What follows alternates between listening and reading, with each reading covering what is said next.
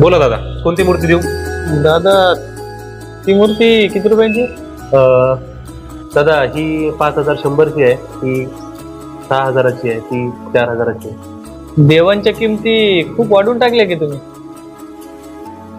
कसं आहे दादा, देवाची किंमत करण्या इतकी आपल्या कुणामध्ये हिंमत नसते. आणि किंमत ही देवाची नाहीये, मूर्तिकाराच्या कलेची आहे. मूर्तिकाराने ती मूर्ती घडवण्यासाठी जी मेहनत केली आहे, त्या मेहनतीची ती किंमत आहे. आणि तुम्ही बसवायचीच असेल तर एखादी छोटी मूर्ती देखील घरामध्ये बसवू शकताच, परंतु तुम्ही देखील मोठी देखणी मूर्ती शोधताय त्या दिखाव्यासाठीच ना. ही किंमत त्या दिखाव्याची आहे. आणि मूर्ती किती मोठी आहे याच्यापेक्षा आपली देवाबद्दलची श्रद्धा किती मोठी आहे हे जास्त महत्वाचं असतं. अगदी बरोबर. खरं. गणपती बाप्पा मोरया. गणपती बाप्पा मोरया.